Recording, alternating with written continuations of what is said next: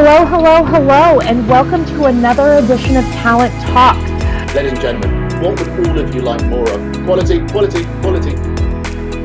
Go back, but they're also starting to, invest and innovate and grow. That's where we should really be focusing instead of the bright and shiny.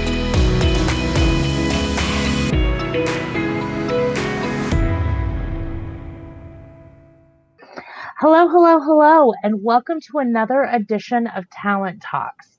You know, my favorite Talent Talks are when I get to meet with colleagues that are doing interesting things around beyond the basics of recruiting. And today I am so fortunate to have Kavita from UST here with me. And as I was doing some research, right, so UST is really known for their inclusive culture and some things that they're doing that Kavita's going to talk to us about. But I found it absolutely fascinating that your CEO was recognized as one of the best CEOs during COVID. I mean, how proud must you be? Tell me a little bit about yourself, and then we'll talk about a little bit about the organization and about what you're doing there.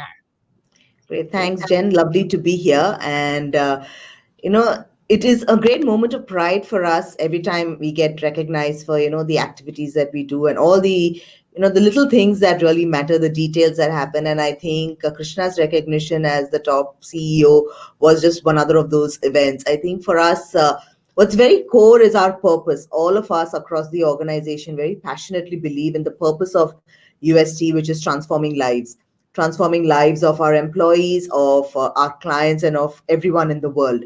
And that's something that we have held very close to our hearts from the day we've started 21 years ago. So that, along with our values, which is humility, humanity, and integrity. So it's a combination of that. I think we have a very deeply rooted value system that allows all of us to just do things that others might seem extraordinary, but for us is just a way of life.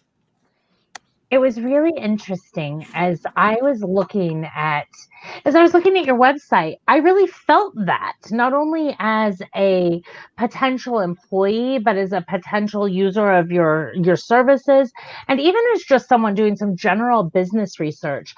I saw a lot of things about champions of inclusion, and your language was very purposeful. Can you talk to me a little bit about your work with culture and sort of that humanity piece you just talked about? Sure. And that would be great. I think the listeners would be very interested. Sure.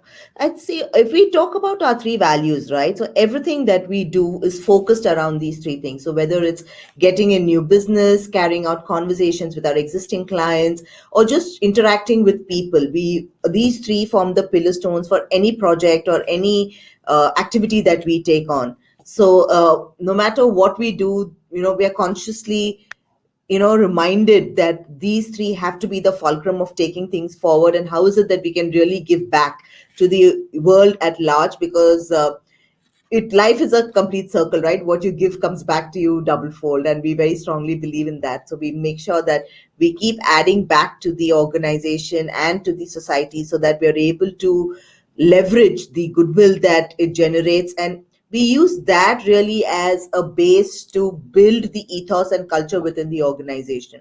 So even within the organization, when we talk about careers, whether it's internal movements or when people leave the organization to go outside, we still stay in touch. So for example, when the pandemic hit, one of the first things that we did was, of course, making sure that all of our people were safe and setting up, work from home facilities for them. We were one of the first companies to move completely to a work from home format. But what we also did was we reached out to every single employee who had ever worked with the organization and sent them emails, notes, called them up and checked if they were fine and if they needed any assistance during the pandemic. So it's things like that that really make a difference and make us UST. And very human, right? Like everything about everything I read really felt like I wasn't hearing from a company. I felt like I was hearing from the people at the company. No, so in talent acquisition, which is what the majority of our listeners are in HR or talent acquisition, UST, you're very aligned with the business goals, but also with sort of what I'm going to call the more cultural goals. Can you talk a little bit about how your organization is structured? Would you just expand on that, Jenny? What would you mean? What structure would you like to know about? Like, do your recruiters align to different businesses? How do your people align? Okay. How does your HR team align with your regular business? Sure. So the way we do it is that we have the various clusters that work across the business, and the HR teams are also aligned to those clusters. But we also have centers of excellence that work across the board.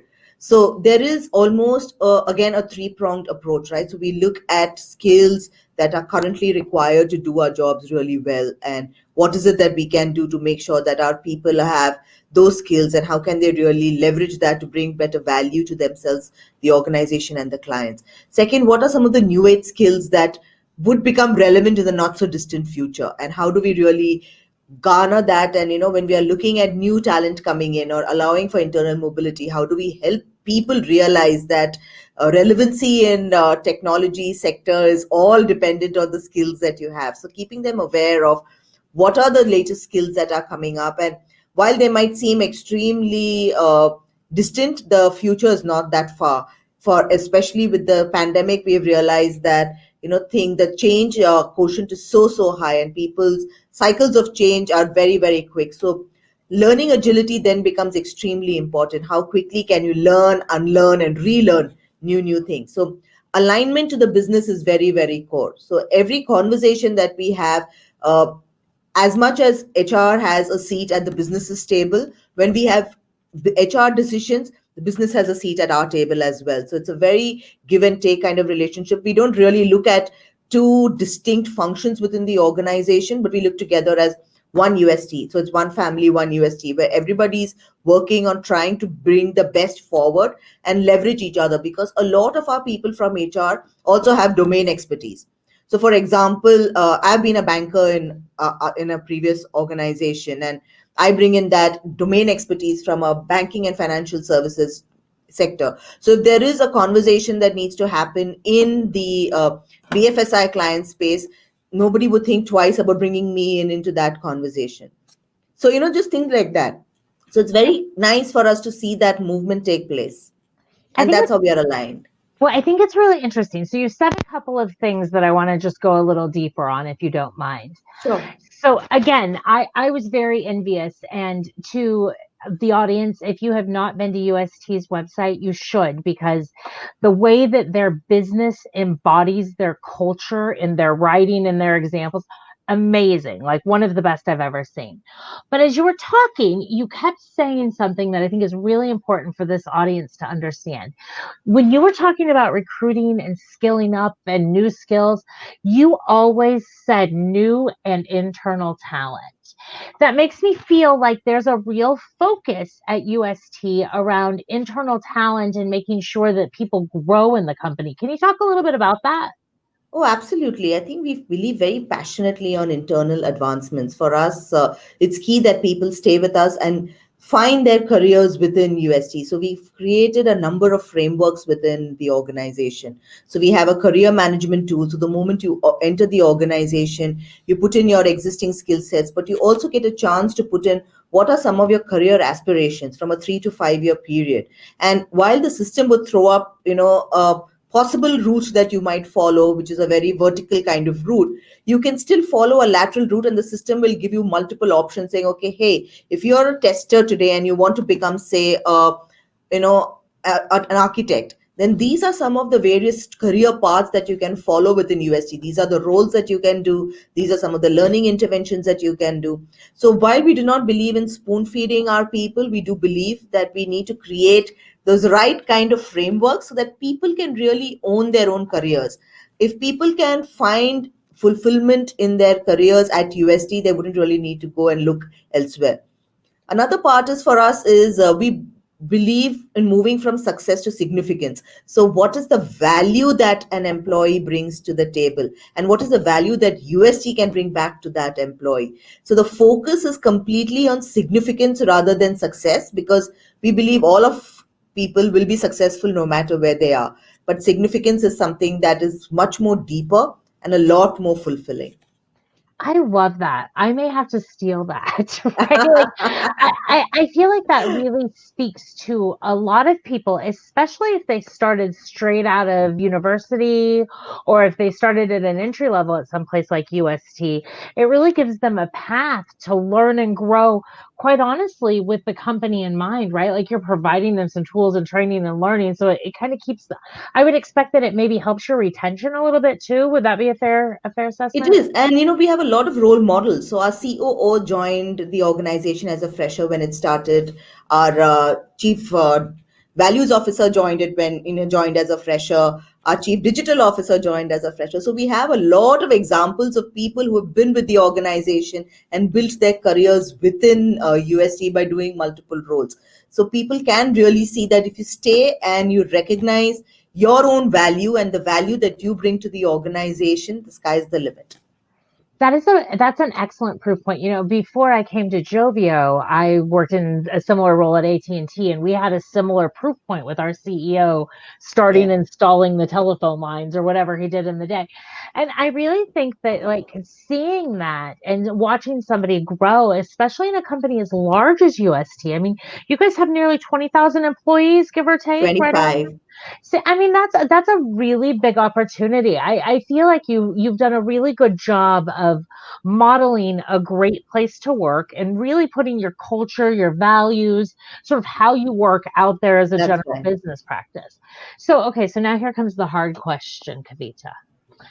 How do you make sure that new people that you hire are going to fit into this awesome culture you've created?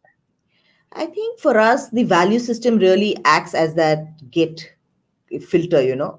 So people come in, you'll either fit in with the value system and understand what we really bring to the table, or you will not. You'll either love it or you'll hate it. For example, our entire employee engagement program is completely participatory in nature. It's not run by a particular function or a certain leader or an executive sponsor. It's run completely by the people of the organization. You have people who volunteer for the various aspects that are there. It's called colors of UST. We have 7 areas. And depending on your generic interest, whether you'd like to work on building the brand, on domain expertise, just having fun, you decide what part you want to be part of, and then you run it with it across the globe. So things like that really talk to what is it that you can bring to the table. And I think there are enough of proof points that allow people to see whether this is a place whether they really will fit in and find not just a place where you come and work and leave every day, but a family. And that's how it's usually referred to. It is the extended family or the second family for most of our employees. And we take a lot of pride in making sure that that spirit of family is maintained both within the organization and without. So if there are foundation days or celebrations, the person's family is also invited and being part of that larger ecosystem. So since as much as we would, there is this constant interaction between business and the other enabling functions, there is also a lot of interaction between people's personal families and the organizational families, if I may say that, right? So the UST family is one large big gathering of people irrespective of their connect to the organization. And it doesn't just stay as long as you're with the organization. It continues to a large extent even after you go. Our alumni network is very, very strong. We have a lot of people who go try out different things, come back and work with us and go back and forth, and we are extremely supportive of that as well. It's really interesting. I love hearing you. I love hearing you talk and just the familial environment. All of that makes it really sticky for retention. And it tends, and you even said earlier, not even just in this part of the conversation about how you reached out to former employees and their families to make sure that they were okay with COVID. It feels very personal, especially for being as large as it is, right? So Yeah. Kavita, I give you a huge round of applause on that. Thank you. Thank Feels you. very meaningful. So I have just another couple of things that I think Sure. our audience would really dig. So I was reading on your website, and just in this conversation, we can tell that you are definitely inclusive. There is a beautiful article and a great program that your team has done with women in India recently. Would you mind telling the audience a little bit about this? I think that there are lots of best practices that could be culled from this, no matter what country you're in. So we do a mentoring program with our women. We identify high potential women at the much lower levels, and really help them step it up in that sense. And how is it that we can really help them, not just from a functional perspective, but from a domain expertise, from a visibility to leadership, and we really give them extremely difficult projects to work on, where we push them to the limits and help them identify their own core value that they can bring, and what is it that how can they experience the significance that we know that we can see in them, and the potential that we see in them, and then they act as role models for the rest of the organization. And it's an annual process where we identify these women. They go through a very connected mentoring process, and then they get placed in roles that are far larger than the ones that they were doing you know earlier on. That's so amazing. And the pride that that must breed in both someone interpersonally as well as UST as an Yeah. employer, right? Like I just met you, Kavita, and I am already engendered to your brand, right? Like I am a very big fan just in Thank you. seeing the few examples. Thank you. So is there anything that I didn't ask you about that you would love the audience to hear about your culture or your brand or how you approach employees? Anything that you think would be helpful that we didn't talk about today? I think, Jen, the only thing that we really value is the authenticity that people bring to the table. So it's extremely important when someone wants to join the organization that they bring their true authentic self. And when they say that they know something or that they are experts at something, they really are, and they're not really saying that we were in the room with other experts, and that by familiarity makes me an expert as well. So that authenticity is extremely important for us. And when we come into the organization, they really need to understand that we are in it for the long run. We are in it to make a difference and transform lives. We aren't necessarily here to make a lot of money. We will do that as well. But for us, it's more important to make that boundless impact in everything that we do. I so today here in the US is Martin Luther King Jr. Day. And it's always sort of a moment in my role, right? A role that has traditionally lived in diversity and inclusion, Yeah. to sort of take a look and see, you sort of check yourself. It's like there's several days throughout the year that you sort of Yeah. do a Yeah. mental Yeah. check. And as I mentally check myself today on the theory of equality and opportunity and how to be just a good diverse advocate and enable success of others no matter their place in this society. I look at UST as a leader in that, and I look at you as a champion of leadership, and I Thank am so glad you took time with me today. It was a pleasure you. meeting you, and we will do this Likewise. again. If anybody Absolutely. has any questions, are they okay to connect with you on LinkedIn? Is that okay? Oh, yes, absolutely. Looking forward to having conversations with them. Excellent. And if anybody has any questions, if you want to leave it in the comments, I think that I could probably get my arm twisted and have Kavita back on another talent talk at some point in time. So thank you so much for your time again today. And Thank so you you. should be so proud of the work you're doing.